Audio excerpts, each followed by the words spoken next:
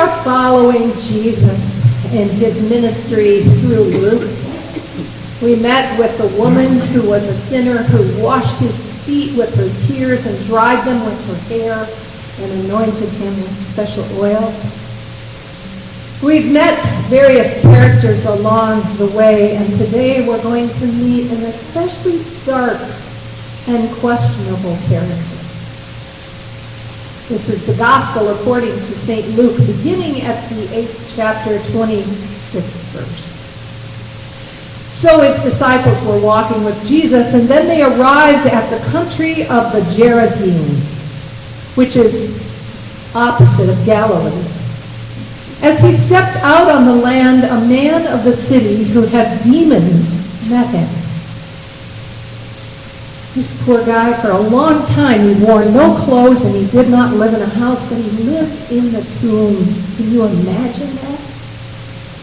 When he saw Jesus, he fell down before him and he shouted at the top of his voice, "What do you have to do with me, Jesus, Son of the Most High God? I beg you, do not torment me." For Jesus had commanded the unclean spirit to come out of the man. So many times it had seized him. He was kept under guard and bound with chains and shackles. But he would break the bonds and be driven by the demons into the wilds. Jesus then looked at him. He saw him and he asked him, "What is your name?" I'm sure he had a name at one time, but he adopted another name probably given to him by his community, Legion. And that described the many demons that had entered him. They begged him not to order them to go back into the abyss. And now there on the hillside a large herd of swine was feeding, and the demons begged Jesus to let them enter these. So Jesus gave them permission. Then the demons came out of the man and entered the swine, and the herd rushed down the steep bank into the lake and was drowned. When the swineherds saw what had happened, they ran off and they told the city in the country. Then the people came out to see what had happened, and when they came to Jesus, they found the man from whom the demons had gone sitting at his feet, clothed in his right mind. And they were afraid. Those who had seen it told them how the one who had been possessed by demons had been healed. Then all of the people of the surrounding country of the Gerasenes asked Jesus to leave them, to go away, for they were seized with great fear. So Jesus got into the boat and he returned. The man from whom the demons had gone begged that he might be with Jesus, but Jesus sent him away, saying, "Return to your home and declare how much God has done for you." So he went away, proclaiming throughout the whole city how much Jesus had done for him. And all God's people say, Amen.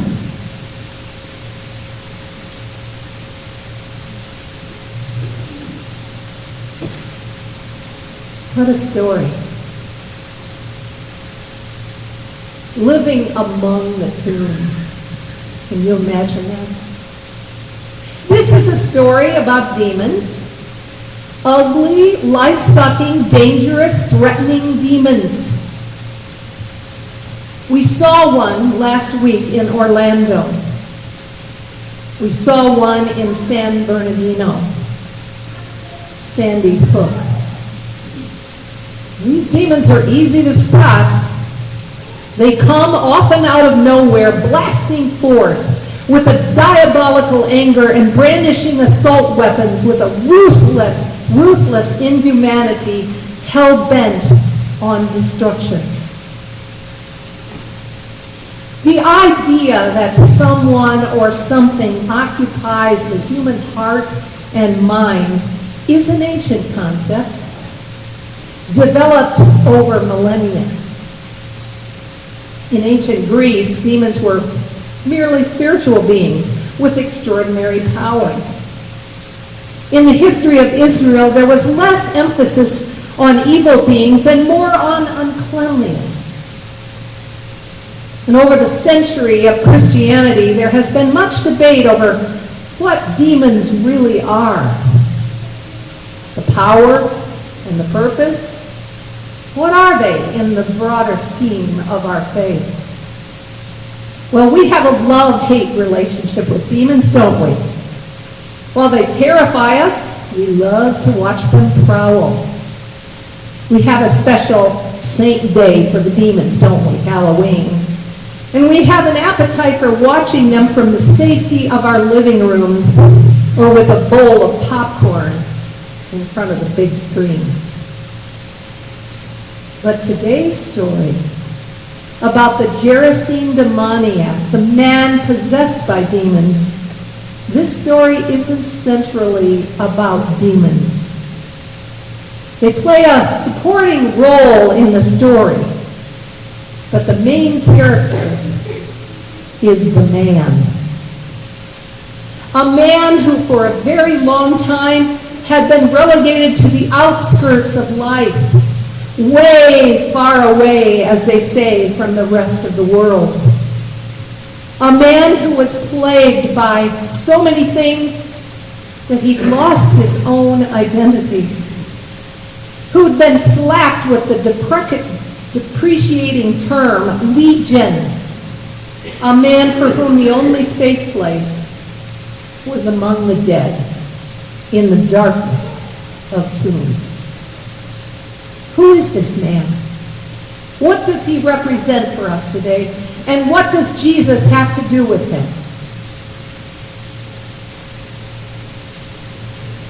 His story is told today. It's especially poignant against the backdrop of another demonic horror, the shootings in Orlando. The story of the outcast of the Gerasenes adds salt to those deep wounds, recently afflicted in the horrific story of a hate-filled targeting of a vulnerable, estranged community. Our hearts reel at this, the specter of parents waiting for hours to find out if their loved ones were alive. We are still aghast and wonder what kind of demonic possession caused this and brought about this carnage. The biblical narrative helps us to begin to interpret, gives us insight through a singular, lonely, pathetic man and his encounter with Jesus. And it gives us insight into whom we are in the narrative and to what we can do and be if we are to follow Jesus. This story has so much to say about the marginalized. Much to show about how and why people are relegated to the outskirts, even the tombs of society and life, and why we want to keep them there. But most of all, this is a story about what happens when Jesus comes to town. Who are the demoniacs today? Who and how have we segregated ourselves from the others who do not fit our particular religious or societal norms? We live in a country whose main core value is inclusivity, freedom for all, we sing. But if we're honest, we know that we are far from living into that core value. Many are privileged, many are not. LGBTQ citizens feeling scorned cannot feel safe. Their fears of reprisals in the workplace and even in churches causes them to form safe havens, like the Pulse nightclub, which was so much more than just a party place. It was a place of safety and affirmation and love, away from the so-called normative society which kept them at arm's length. Black brothers and sisters find themselves today, even today, after the emancipation of slavery, in ghettoized communities, unable to escape the chains just like the demoniac, of poverty, crime, violence, and despair. Since time immemorial, people who are perceived as different find themselves segregated in body, mind, and spirit from the larger culture. And here is a confession. We who are on the inside mostly want it that way. I'm sure the good people in and around the Gerasene community felt pity for this pathetic soul. Many, maybe in the beginning, tried to fix him, tried to reorient his differences so that he would fit the design. But after a while, they gave up. Whether it was his choice to live in the tombs or they drove him there, I guess they thought it was better that way, and they put guards to keep him there. If we're honest, we realize the good people of Gerasene are a lot like us. This is my confession as well. We tend to let injustice and oppression settle in after a while, not because we want to hurt our fellow human beings, but because we just plain give up on the work it takes to live with someone who is radically different than us. Then enter Jesus. He always upsets the apple cart. In the story, through a rather weird process, one which I'm not going to tackle today, he throws the demons out and he invites the man to become his disciple. That's what it means when Luke said he's sitting at his feet, he's now a disciple. And Luke also means to tell us that not everyone likes it. When Jesus blurs those lines between those who are in and those who are out, in fact, most everybody is scared to death. You see, following Jesus means moving from the comfort and safety of our own homes and well-defined communities and moving out into the tombs. But even more, following Jesus means inviting back those we've estranged because they are LGBTQ or people of color or refugees. It means inviting those people to be part of our community. I don't think Jesus showed up in Gerasene by accident.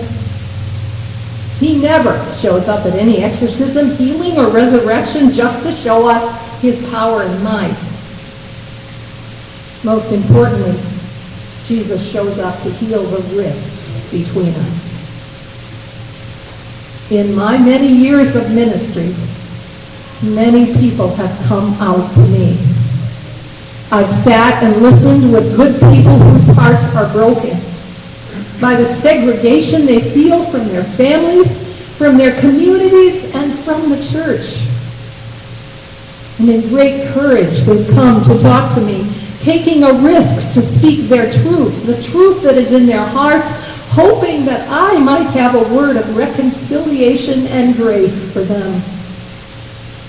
Like the man in our story, they peek from behind the headstones the church has put right in front of them and ask the critical question, does Jesus have anything to say to me? In the dust and devastation of Orlando, in the loss of 49 innocent lives, Jesus does have something to say. Much to say about the inestimable value of each human life, about the evil of the walls that divide us, about the hope and peace of the community that he will form, about the bridges we can cross with his help. This is my son. From a very young boy, he lived among the tombs. His despair almost cost him his life. On a fall day, the week before I came to be with you as your pastor, he came out to me from behind the tombs and he told me that he was gay. have to confess to you that my first reaction was one of fear. Not about him, but for him. You see, although I believe God does not condemn him, I know many people will condemn him. On that beautiful morning, the sun was shining so brightly, and we walked through the park in Appleton. My son said something very important to me, something I will never forget. As he saw me struggle, he said, "Mom, I'm your son, who happens to be gay. I'm not your gay son." I think Jesus probably said the same thing to the crowds who came to witness the exorcism. This man is your brother. His name is not Legion or demoniac, but his name is Child of God, and now he's a disciple, my disciple. It's ironic and incredibly telling that the ones who live in the tombs are the most likely to spot grace when it comes, to throw themselves at Jesus' feet, washing them with their hair, as in last week's gospel, and begging Jesus to follow him. And it's probably the ultimate irony that those who come out from behind the tombs are the ones who can most teach us what grace is all about, what reconciliation means to us who never seem to really need it. In the face of Orlando, may God exorcise, chase out, obliterate our fear, and show us through the witness of this Gerasene man and 49 martyrs what it means to live out in God's light, God's truth, and God's hope. Amen.